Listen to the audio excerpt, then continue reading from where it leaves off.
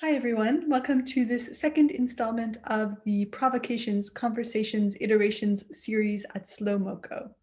To provide a little context, this series relates to an open call for provocations that we launched back in 2018 at MoCo on the question of what escapes computation in interactive performance. This series is organized by myself, Teoma Naccarato, as well as John MacCallum and Jessica Rajko. And we're thrilled to have here with us today as provocateurs Sha Xin Wei, Fred Bevilacqua, Fran Morand, and Javier Jaimovich. So we'll begin by inviting each person to reflect back on their provocation, and then we will flow into more open conversation. As the organizers, we will hold back till the very end with any questions. So I'm going to hand it over to Fran and Javier to get us started. Hi, I'm going to read our first provocation. During the process of movement-sound biosignal interaction, a movement language emerged that is particular to the technological and creative process. When there is emphasis on movement or dance, the processes of choreographic composition require a particular creation methodology, or can they use non-interactive choreographic composition methods? What are the differences? I'll continue. Hi, thanks for the invitation. So the second provocation from our side says the following: while composing and designing interactions for a sonic interactive body with biosignals or physiological signals, regardless of having a unifying theme that drives the artistic work, what are the implications of the order in which the components of the piece are composed? For example, if we start with the movement, or if we start with the sound composition, or with the interaction design. It's nice to revisit these questions because, as you can tell, we are both with Fran interested in the processes of how these components merge in dance and computing pieces. Yeah, because in each process we see that working with different materials, some start to emerge more strongly than others, and some start to need to merge with other components too. And then we always are asking how we work with all this in a parallel way, in a merge way. Sorry.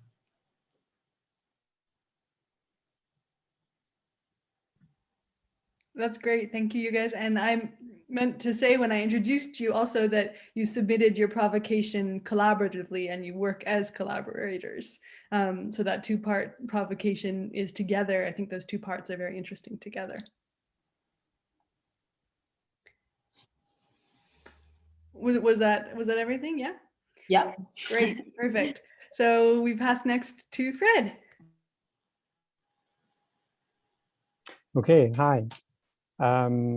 I'm not going to read the entire provocation, maybe just the second part.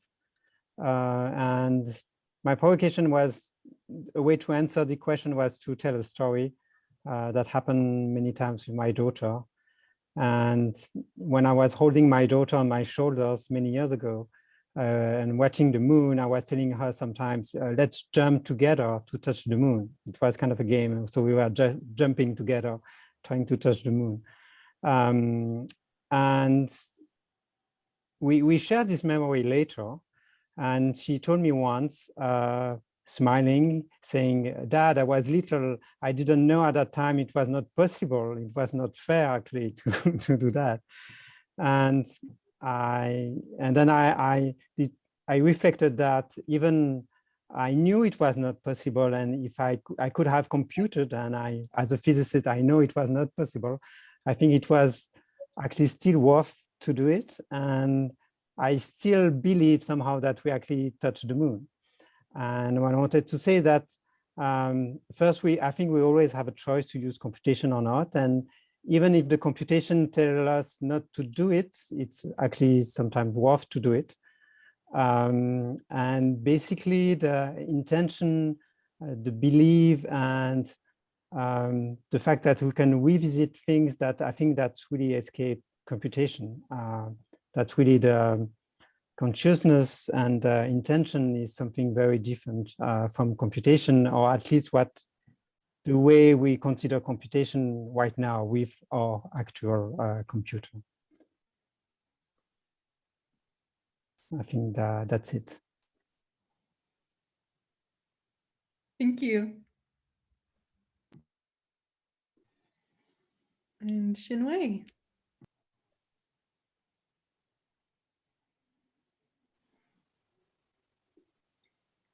You're muted, Xin Wei. Thanks. Maybe I can pick up where Fred was talking about experience, and then I'll go back to pick up the other 2 points I wanted to make. So, I guess one of the basic questions might be like, well, how do we get a sense of what's the experience of an event, whether it's from the performer's point of view or from an audience or a spectator's point of view? And that brings up this basic issue about, you know, the kind of difference between the felt experience, the felt, and what an observer or the device can measure, and that gulf is infinite. That's what I think. And there's all sorts of arguments for in what sense that gap is infinite between what's felt, what's experienced, and what any observer can observe or a machine can measure. So we can pick that up as a discussion. You know, in what sense is it infinite? There's a related question, which is basically what used to be called the hard problem of consciousness, the difference between consciousness, you know, and what can be described by mechanism, whether it's computer mechanism or physical mechanism. It's still this infinite gap that comes from phenomenology. Okay, so Michael Montanaro, who's a friend and a choreographer in Montreal, was chair of contemporary dance. Teoma knows him. Had a nice story. He said, "Look, if you ask a performer to throw a bottle across the floor, and then the person does it, and you ask, what is the gesture? What is the gesture? Well, is it a physical rolling of the bottle? Or is it the hand that's moving with the bottle in the hand, and then the hand that scooped the bottle, and then the bottle goes across? Or is it just, you know, this just movement of the hand, or do you include the movement of the bottle?" Questions like that. You can widen that scope. How about the intention? The intention of the performer, that the performer had when throwing that bottle across the floor. Should that be included in the gesture? And then you can widen that still further and can ask, okay, well, what about the spectator? If there is a spectator, what about the expectation of the spectator? Does that factor into what constitutes the gesture? So this is a nice example where we can explore these kinds of questions. Okay, that's a nice example I thought maybe we could work with from Michael Montanaro. And finally, with respect to maybe zero in a little bit more on computers and sensors, one of the big lessons that we learned from working with this kind of technology or scientific method is that every instrument we choose, every device, every sensor, or every protocol for observation will make some aspects of the experience visible, and at the same time hide every single other aspect of experience. So a choice of sensing, a choice of sensor, a choice of method even will make legible some aspects of experience and render invisible everything else. Okay, that's a strong provocation. And then finally, this question of, well, if we're talking about living systems and live events and performance, it brings up this question of indeterminacy. That is, we know from biological systems, which is Sapilongo's work and many other people's work, that with living systems, what seems to characterize living systems, which we can, is that we can never specify in advance all the possible future states of the system. This is what makes living systems radically different from physics systems based on physics. And that gives us a kind of indeterminacy, not just unpredictable, it's indeterminate, which is a very interesting and profound question. I'll leave it at that, and maybe we can come back to some of these questions.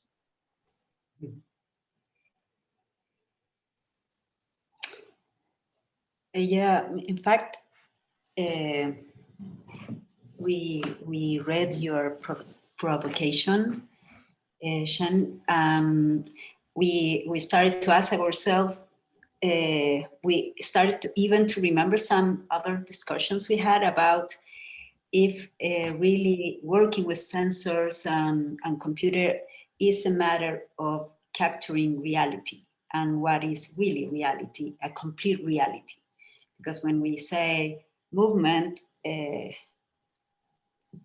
even in all the aspects you say, there is more reality, and how much of that reality we really want to capture, and what becomes very capturing, I don't know if I'm using the right word, or attracts you or becomes an artistic material from those elusive aspects in this felt movement experience, but what you cannot capture and finally starts to become more interesting, and maybe more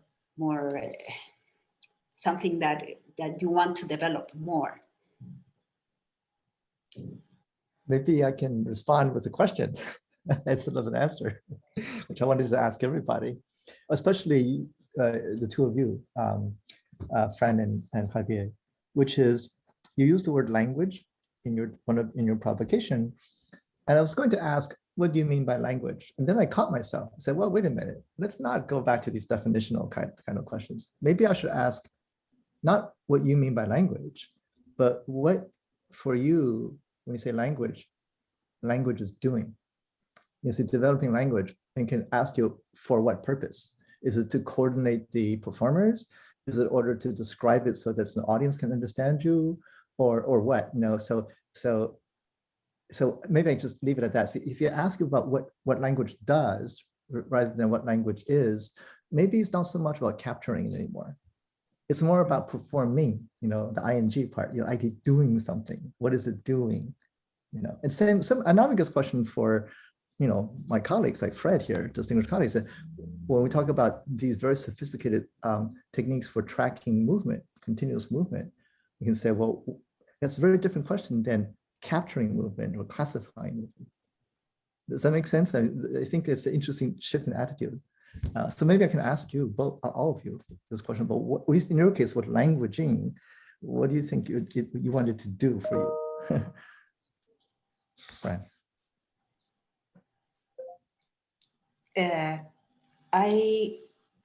Well, it's funny because when we read these, our provocations, there are terms that we are not using anymore, like language and choreography, because I feel we have the sense that these are very charged, like they have a lot of information that probably we in this moment we want to leave a little bit open.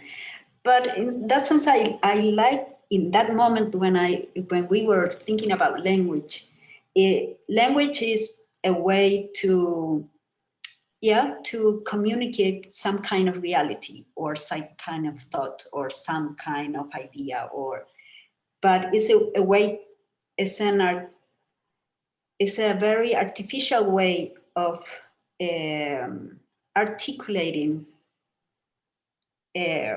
ideas, words, and also movement and sound, and the use of all the elements in a certain way that expresses something and becomes a language. That's why we were using that word as a like a way to articulate that we felt that the articulation of all these elements became a kind of language, a different language. And I think language not always communicates. That you have layers in language. Sometimes are only expression. Sometimes are how it's said. That is more important than what it said. on all those layers of language. But I have a question, and that was reading your provocation. I had this question, and it seemed that finally you make a huge difference between using interactive or what in your provocation you talk about interactive and non-interactive system, and now you said that you don't call that choreography anymore. So it seemed that for you there is a huge somehow huge gap between using an interactive system like the system you use. It's really bring to a new form of art. Is that what you mean, or? Mm-hmm. Yeah, I think in that moment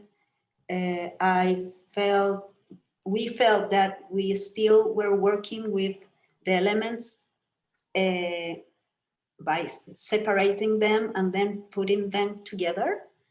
And now we feel that we have to think about them at the same time, that produce the interaction even when we start to develop the whole design.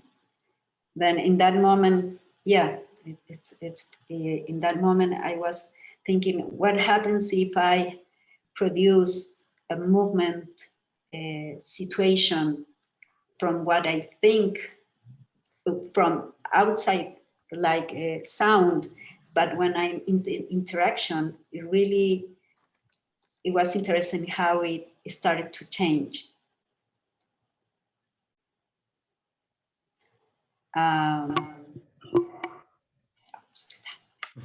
Maybe, hi, Javier. Okay. I love the conversation. It's just that it also takes me back. So when there was something new about this coming together from different backgrounds and disciplines, you're very focused on the differences, and language and vocabulary becomes very important in bridging those differences. And we were very interested and focused in, okay, how do we communicate? What does this word mean for you? What does it mean for me? And those kind of conversations. And then you realize that the decisions you make in naming things affect the results and affect your understanding, of course, of the process and the artistic work that we were doing and we're still doing. And I like what Francisca is saying about that. Somewhere in the way you forget about that, and you just start like stop looking at the dancer or the programmer or the sound designer and start working more in parallel.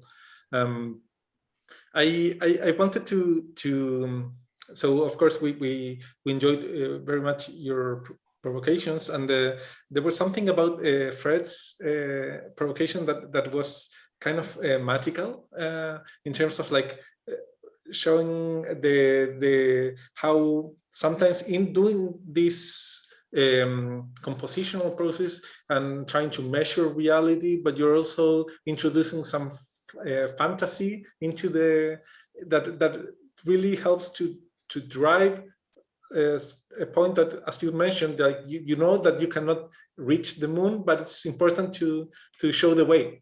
And that actually moves you or becomes some. So I don't know if you can expand a little bit about that, Fred, and on what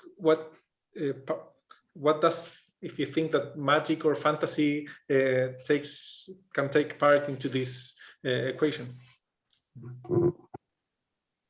Yeah, I think there is an interesting point because you might think that I'm just putting computation away with my little story, but actually not, because just the idea that the moon is an object, it's basically knowledge coming from science.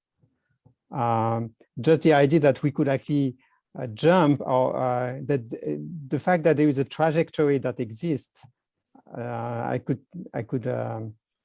that exists between where we were on the Earth to the Moon, it's somehow, okay, it's based on physics, but we could say it's, by extension, it's based off computation.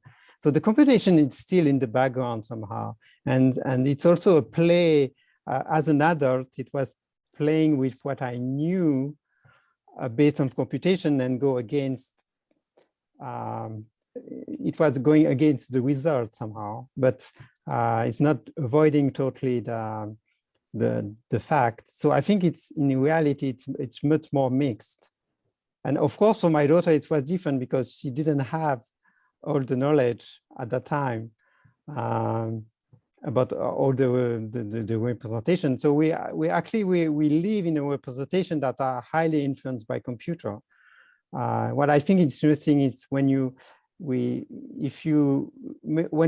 once we make the choice to stop using computer for a while, and then to see how much we have been influenced by computer in the term of thinking of experience. And I'm sure that then a question I would have for you is that if you stop using the interactive system, you probably still not going to do the same thing as you did before, right? Or what do you think? How much have you been influenced by actually doing this system? That's maybe what's interesting. Yeah, that's a very interesting question. And because like the experience with computer raises or shows a different reality or a different perception, even though that Shen is talking about what is hidden by the sensing computer experience. Also, there's another emergence of another reality that me as a dancer didn't have before. And also your provocation, Fred, I interpreted it also like your daughter's experience of believing you that she could jump to the moon as maybe my experience when I'm being sensed, because there's another reality that I don't see, and I'm trusting that all the signals I'm seeing, they are real, but they are also another constructed reality that now I know that it happens and is part of what I'm doing during the sense computing experience. Yeah, that's very interesting what you say. I have a question. I think there's perhaps an interesting parallel here with this notion of, setting a goal that isn't possible, like jumping for the moon, for example. I wonder if there's also then a parallel in discussion about gesture recognition or tracking. If there's an illusion, if I wave my arm and I hear a sound, there's a certain suspension of disbelief, which I think is not necessarily dissimilar to setting a task like jumping to reach for the moon. It requires certain imagination to engage with. And Fran and Javier, you work with biosensors and sonification and different representations of data. And Fred, you work with gesture recognition and different software. And Xin Wei, in your intro, you already asked this sort of provocative question about like, well, what are the boundaries of that gesture actually? And what boundaries do we have to put around it in order to represent it in other forms? So it's not, it's a sort of parallel between the three that I think could be an interesting point of conversation. This difference between causality and metaphor, right? You could go on with both what Teoma is saying and also with the moon example. Like Shakespeare and Juliet and Romeo and all that. So if you say I have reached the moon, what does that mean? Say it doesn't. I don't even have to land on the moon. I don't have to touch it. I just say I have reached the moon or I can say I'm over the moon. In English, I say I'm over the moon because that means I'm very happy, right? So and I think that's the domain. If you think about magic, it's this kind of the efficacy of saying something, right, poetic. It's a poetic relationship. There's no causal relationship that's necessary. And that does the work. It does the work of the impact of the art.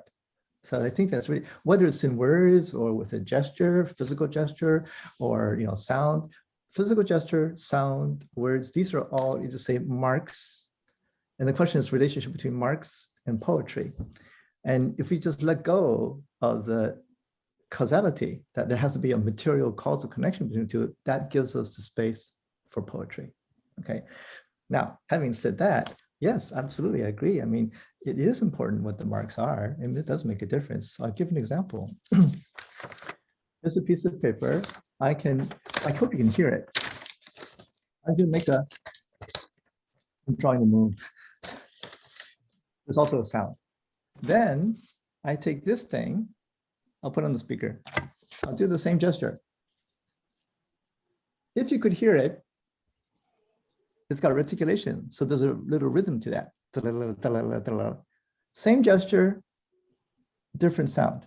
So yes, absolutely. The quote, interactive technology does make a difference, okay? However, what's really important is the poetry. Am I drawing a moon for you, right? Am I saying, or am I playing a lute? What am I doing, right? But that's the imagination, right? And that's really decoupled, loosely coupled to the physical, metabolic, causal mechanism of making the mark. And it gives us a lot of, interesting play. It's right there. I think that's the interesting part. The other comment is tacit. We're talking about explicit representation, explicit intent, explicit poetic thing. But what about all the unexpressed? What is not said, what is not articulated? That's also part of the event. Just leave it at that. So I think there is interesting things in your demonstration is that actually, I don't know for the other, but I couldn't hear the sound. No. so I had to actually believe you of what you said. So that's adding another layer of the experience, because that makes a lot of sense.